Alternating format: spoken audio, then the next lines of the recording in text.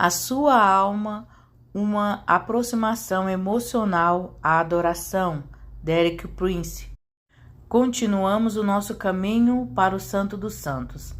Sob a antiga aliança, Deus deu a Moisés um modelo terreno das realidades celestiais e da verdade. Mas é somente através da nova aliança em Jesus Cristo que podemos entrar verdadeiramente nas realidades celestiais, daquilo que somente foi revelado em sombras sob a antiga aliança. Agora vamos passar do pátio exterior do templo para o interior do lugar santo, relacionando com as áreas da personalidade do homem. Nós estamos saindo do domínio do corpo ou do físico e entrando no domínio da alma ou do emocional, ou relacionando com a vida de Cristo. Estamos saindo da área de Jesus nos dias em que ele andava na terra, para a revelação de Jesus após a morte através da ressurreição, o que somente é dado pelas Escrituras inspiradas. E ele morreu por todos, para que aqueles que vivem já não vivam mais para si mesmo, mas para aquele que por eles morreu e ressuscitou. De modo que, de agora em diante, a ninguém mais consideramos do ponto de vista humano, ainda que antes tenhamos considerado Cristo dessa forma, agora já não consideramos assim. 2 Coríntios 5, verso 15 e 16. Estamos falando sobre o fato de que Jesus não morreu simplesmente, mas que também ressuscitou. Saímos da área exterior do conhecimento físico para entrar na área onde a revelação é transmitida pelo Espírito Santo. Subtítulo: O primeiro véu. Deixando o pátio exterior primeiro, temos de passar através do primeiro véu ou cortina. Creio que isso representa a ressurreição de Cristo. Quando passamos através desse véu, passamos para dentro de uma área que foi aberta para nós pela ressurreição de Jesus. Em certo sentido, isso tipifica a nossa identificação com Cristo na ressurreição. Portanto, já que vocês ressuscitaram com Cristo, procurem as coisas que são do alto, onde Cristo está assentado à direita de Deus. Colossenses 3, verso 1. Nós morremos com Cristo, mas as Escrituras dizem que também fomos ressuscitados com Ele. Subtítulo: O lugar santo. Dentro desse primeiro lugar santo, existiam 3 objetos principais: a mesa do pão, o candelabro e o altar de ouro de incenso. Creio que estes tipificam as funções correspondentes da nossa alma. Subtítulo: O pão da proposição. A mesa do pão ou da proposição corresponde à vontade humana. Nas Escrituras, o pão é símbolo de força, e a força da alma não está no seu intelecto, nem nas suas emoções, mas na sua vontade. Você pode ter um intelecto brilhante ou ser altamente emotivo, mas pode, no entanto, permanecer muito fraco. Quando eu prego, não procuro ir ao encontro das emoções das pessoas, procuro alcançar e mudar suas vontades. Comparativamente, é fácil fazer com que as pessoas fiquem emocionalmente agitadas, mas isso é totalmente ineficaz se não mudarmos as suas vontades. Esse tem que ser o nosso objetivo. Por isso, o pão da presença na mesa é símbolo da vontade humana. Referindo-nos aos Salmos, existe um versículo-chave precisamente na área em que estamos lidando. É o Senhor que faz crescer o pasto para o gado, e as plantas que o homem cultiva, para da terra tirar o alimento. O vinho que alegra o coração do homem, o azeite que lhe faz brilhar o rosto e o pão que sustenta o seu vigor. Salmos 104, verso 14 e 15. Temos aqui a provisão de Deus para as 3 áreas da alma do homem. O vinho são as emoções, o azeite é o intelecto. Observe na palavra reluzir, o qual fala de luz, e o pão fala da vontade. A provisão de Deus está resumida nestas 3 coisas: o trigo, o vinho e o azeite. Em Joel 1, o povo de Deus que o tinha abandonado é destituído de todas essas 3 coisas e está sem a sua presença. Em Joel 2, onde Deus diz que ele derramará o seu espírito, ele também diz: O Senhor respondeu ao seu povo: Estou enviando para vocês trigo, vinho novo e azeite, o bastante para satisfazê-los plenamente. Nunca mais farei de vocês objeto de zombaria para as nações. Joel 2, verso 19. O trigo é a força da vontade e a palavra de Deus. O azeite é a iluminação do Espírito Santo. E o vinho é a alegria do Senhor.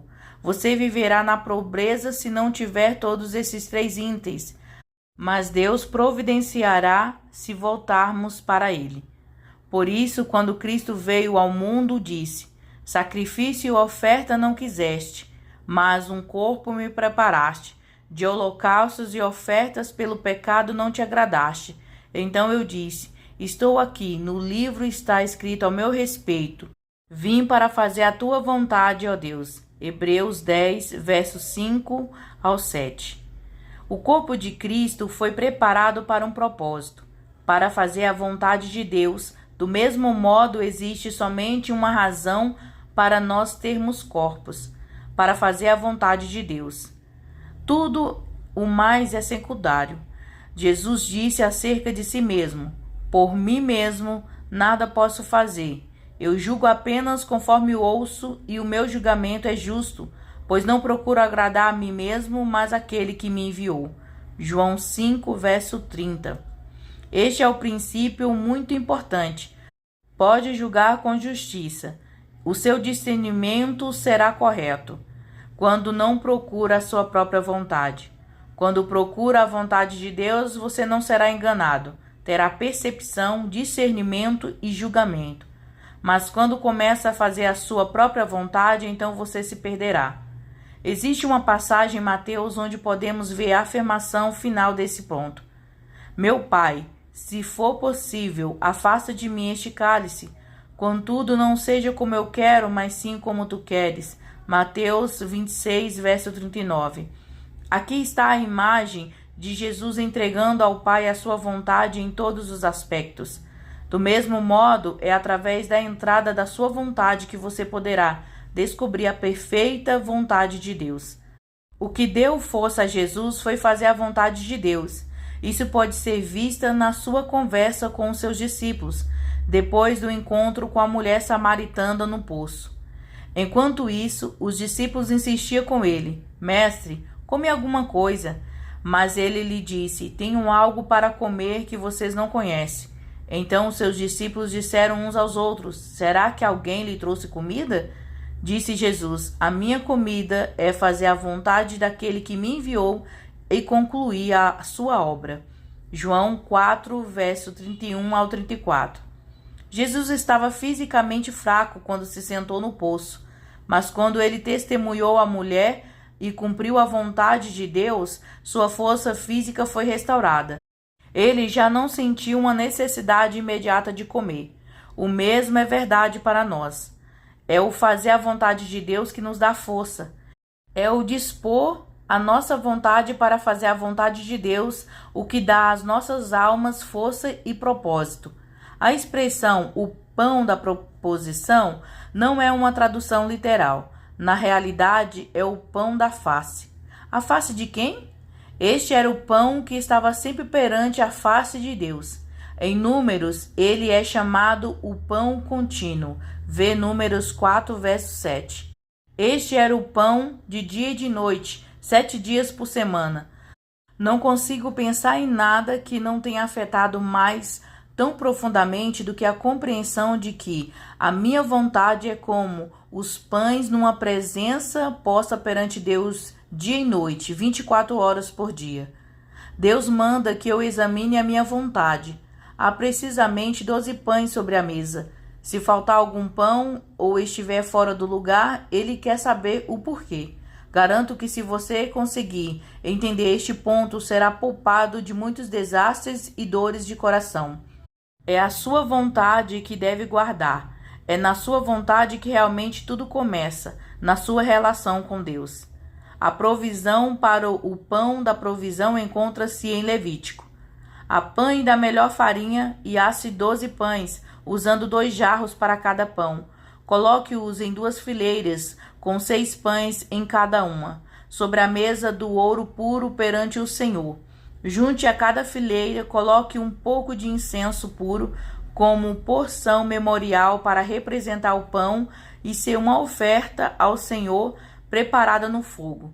Esses pães serão colocados regularmente perante o Senhor, cada sábado, em nome dos israelitas, com uma aliança perpétua. Pertence a Arão e aos seus descendentes, que os comerão no lugar sagrado, porque é parte santíssima da sua porção regular das ofertas dedicadas ao Senhor, preparadas no fogo. É decreto perpétuo. Levítico 24, versos 5 ao 9. Vejo aqui 4 quadros sucessivos nos quais o pão de proposição típica, a espécie da vontade que Deus anda à procura. Primeiro, para fazer o pão da proposição, o pão tem que ser triturado muito fino. O trigo é esmiuçado. Isaías 28, verso 28. Assim é Deus, lidando com a vontade do homem, na qual ocorrerá um triturar contínuo. A sua vontade será aceitável quando ela for tão suave e tão fina como essa farinha. Até que ela seja assim, Deus continuará triturando. Segundo, para fazer o pão, este tem que ser moldado. A sua vontade tem que ser conforme a vontade revelada de Deus nas Escrituras. E o modelo usado para a modelagem é Jesus. Terceiro, depois de ser moldado, o pão tem que ser cozido no calor do fogo. O calor representa testar. Você diz: tudo bem, Senhor, quero fazer a sua vontade. Depois tudo vem contra você. No dia vem contra você 5 adversidades. Você mudará sua mente porque não consegue suportar o fogo? Não se surpreenda ter o fogo ao seu redor. Isso é o cozer do pão. Quarto, o pão tem que ser posto em ordem. Deve ser colocados 12 pães em 2 fileiras de 6. Não se pode colocar 7 numa fila e 5 na outra. É nisso que muitos cristãos carismáticos, em particular, podem se tornar negligentes. Sem disciplina, você não pode ser um discípulo. Se você não acha importante ter 5 pães numa fila e 7 na outra, então você não está pensando como Deus. Deus diz que são 6 pães em cada fila em frente uns aos outros. Não é de qualquer maneira.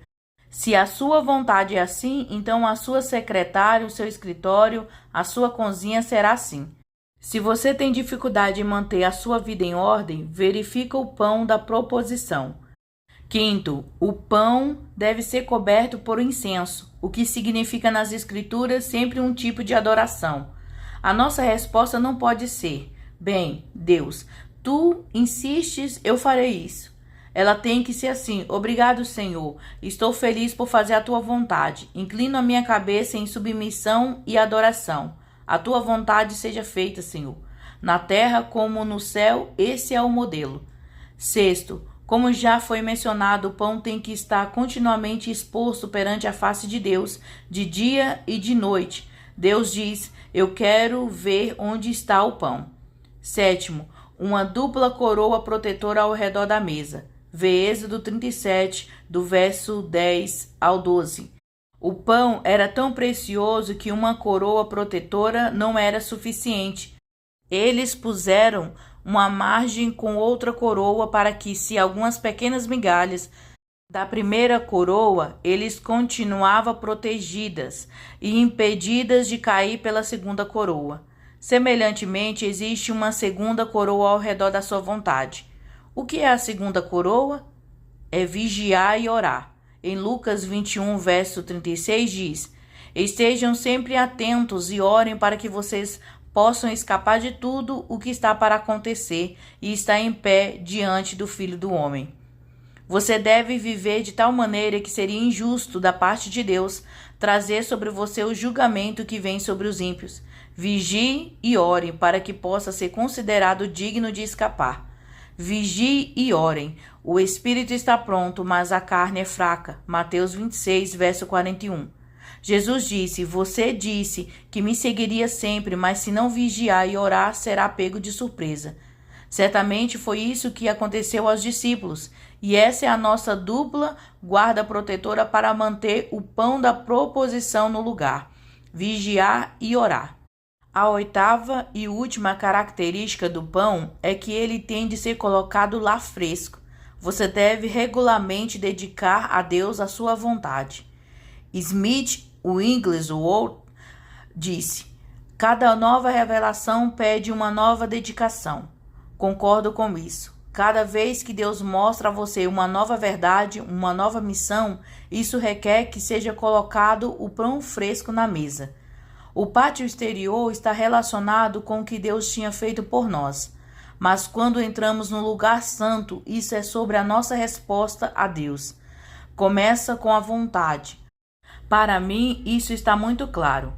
Enquanto ando na rua ou participo de alguma atividade diária, penso: será que o pão da proposição está lá? Estará cada pão em seu lugar? Haverá alguma coisa em mim que não esteja de acordo com a vontade de Deus? Com isso, não quero dizer resignar-se à vontade de Deus. Quero dizer positivamente deleitar-se em fazer a sua vontade. Subtítulo: O candelabro. O próximo artigo de mobília dentro do lugar santo é o castiçal de 7 braços, o qual eu ligo ao intelecto, a fonte da luz. O candelabro era iluminado com azeite. Isso representa o intelecto humano, tal como iluminado pelo Espírito Santo. O candelabro e os querubins na Arca da Aliança, dentro do Santo dos Santos, eram feitos de ouro batido. Tudo mais no tabernáculo era feito de ouro puro. O ouro puro é divino em natureza. O ouro batido é de artesanato divino. Do mesmo modo, tal como os querubins eram seres criados, a mente também é uma criação de Deus. Mas ainda o ouro batido sugere um processo de moldar, bater com martelo e formar alguma coisa dentro de um certo modelo. Creio que isso representa 2 facetas do nosso intelecto: estudo e disciplina. Para que o candelabro do seu intelecto seja o que Deus pretende, ele tem que ser batido e moldado. Destruímos argumentos e toda pretensão que se levanta contra o conhecimento de Deus e levamos cativo todo pensamento para torná-lo obediente a Cristo, segundo Coríntios 10, verso 5. Aqui está um versículo que se aplica, obviamente, à área da mente. A sugestão é que, quando somos deixados à nossa própria natureza, os nossos pensamentos estão em oposição a Deus. A mentalidade da carne é inimiga de Deus porque não se submete à lei de Deus, nem pode fazê-lo. Romanos 8, verso 7. Cada pensamento desse inimigo, ou seja, a mente carnal, tem que ser levado em cativeiro para a obediência de Cristo. Esse processo é o de martelar o candelabro de ouro. Você sabe o que deve dizer quando sua mente está no cativeiro de Cristo? Quando tudo o que pensar estiver de acordo com as Escrituras. Como uma pessoa treinada em filosofia antes de conhecer Cristo, eu tive provavelmente mais problemas com a minha mente do que o cristão comum. Deus mostrou-me que essa era a área fraca da minha vida. Ele me mostrou que eu precisava de proteção para a minha mente e deu-me um capacete de esperança. Vê 1 Tessalonicenses 5, verso 8. Ele me mostrou que o mundo está alienado de Deus na atitude da sua mente. Um dos grandes ministérios do Evangelho é levar as mentes das pessoas em cativeiro à obediência a Cristo. Entretanto, Deus me revelou que eu tinha de começar com a minha própria mente. Ainda não cheguei lá, mas agora tenho uma mente muito diferente daquela que eu tinha quando jovem. Martelei liberadamente no candelabro para levar cada pensamento em cativeiro. Este é um processo pelo qual tem de passar cada crente. Em Salmos vemos que a luz está relacionada com o entendimento. A explicação das tuas palavras ilumina e dá discernimento aos inexperientes. Salmos 119, verso 130. E depois em Éfeso, vemos que esse entendimento é um processo espiritual, a serem renovados do modo de pensar. Efésios 4, verso 23. A expressão a serem renovados sugere que a mente é renovada contínua e progressivamente, ou seja, isso não acontece de uma só vez. O entendimento vem a partir da redenção da sua mente ao Espírito Santo. Assim que o Espírito Santo consome o controle de sua mente, ele a colocará de acordo com o livro que ele escreveu, a Bíblia.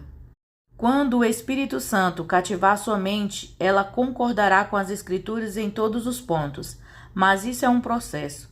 Assim como Jesus estabelece o padrão para a vontade, vemos que ele faz o mesmo para a mente. Seja a atitude de vocês a mesma de Cristo Jesus. Filipenses 2, verso 5. Aprenda a pensar como Jesus pensou. Na continuação da passagem, poderá ver que a palavra-chave é humildade, que, embora sendo Deus, não considerou que o ser igual a Deus era algo a que devia apegar-se. Filipenses 2, verso 6. Jesus humilhou-se a si próprio até o ponto da morte na cruz. Essa era a mente que estava em Cristo. A mente deve submeter-se à crucificação. Esse é o processo de levar sua mente orgulhosa e teimosa em cativeiro à obediência, à humildade e à morte na cruz. A mente crucificada não discute com Deus. Ela não diz, mas, ela diz amém. A iluminação do intelecto depende da submissão da vontade. Você jamais terá o seu intelecto iluminado até que submeta à sua vontade. O intelecto iluminado revela sempre a condição da vontade. No final das contas, o cristal estava sobre a mesa do pão da proposição. Se a sua vontade ficar descontrolada, o seu intelecto iluminado revela isso, mas também se ressente disso. Então a sua vontade cairá nas trevas. Em vez de receber verdadeira revelação, você receberá falsa revelação. Jesus disse: mas se os seus olhos forem maus, todo o seu corpo será cheio de trevas. Portanto, se a luz que está dentro de você são trevas, que tremendas trevas são. Mateus 6, verso 23. O lugar da revelação, o Santo dos Santos, para onde nos dirigimos, é o mais santo de todos. Para receber verdadeira revelação, você tem que estar acertadamente relacionado com o mais santo de todos. Se você não estiver em relacionamento certo com a fonte da revelação, só receberá a falsa revelação. Esta é a ordem da revelação divina e direção de Deus para o crente. É o Espírito de Deus que controla e opera no espírito do crente, o qual controla a alma e o corpo do crente. Por isso, como em tudo, a iniciativa, a fonte da origem é com Deus, e tudo depende da vontade de ser totalmente submissa a Deus. Subtítulo: O altar de ouro de incenso. O último artigo dentro do lugar santo, o altar do ouro de incenso, era o artigo mais alto do quarto. Tínhamos 2 côvados de altura, enquanto o restante era de 1,5 côvado. Havia chifres no topo de cada canto do altar. Entre os chifres ardia um fogo, mas não era queimado nele nenhum animal em sacrifício.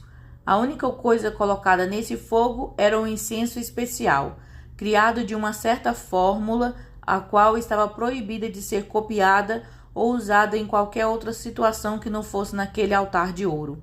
Em outras palavras, o altar de incenso representa o lugar de adoração na vida do crente. Existe uma adoração que fazemos a Deus, mas que nunca devemos oferecer a mais ninguém. Não se torne um adorador de pregadores, porque isso é fazer mal uso do incenso que pertence somente ao altar que conduz à presença de Deus. Podemos identificar 8 características do altar de ouro de incenso. Lembremos-nos que ainda estamos na área relacionada com a alma do homem. Primeiro, Deus lida com a vontade, o pão da proporção, depois com o intelecto, o candelabro, e só depois ele está preparado para soltar as suas emoções. Algumas pessoas têm medo das emoções na religião, mas isso não é realmente lógico, uma vez que as emoções são uma parte tão essencial do homem. Certamente é possível que as emoções fiquem fora de controle e desordenadas. Mas este modelo particular que estamos seguindo mostramos-nos como podemos controlar as nossas emoções. Deus deseja que controlemos as nossas emoções e não deixamos que elas nos controle. Posso dançar, celebrar e sentir-me solto como a maioria das pessoas, mas não são as minhas emoções que me levam a fazer isso, é a minha vontade. Não posso permitir que as minhas emoções me deem ordem. Isso não quer dizer que eu não tenho emoções. Eu tenho sim, mas elas devem se manifestar no seu devido lugar. Creio que você poderá ter pleno domínio de suas emoções quando sua vontade e seu intelecto foram tratados. Mas, se fizer o contrário, então será escravo de suas emoções.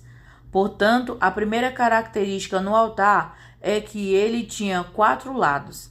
Era igual em todas as dimensões. Isso significa que suas emoções devem ser equilibradas, sem inclinação para nenhum tipo de emoção. Segundo, assim como a mesa do pão na proposição estava protegida em 2 coroas, assim também o altar de incenso está protegido por uma.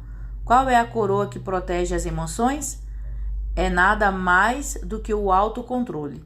Lembre-se, você é responsável por suas emoções. Nunca permita que elas lhe dominem. Terceiro, o fogo simboliza a intensidade, a pureza e a paixão da alma.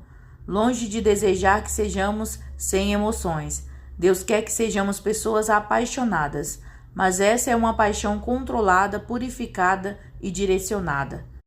Kate Booth Clingbourne, filha de William Booth, disse uma vez: Jesus nos ama apaixonadamente e Ele quer ser amado apaixonadamente.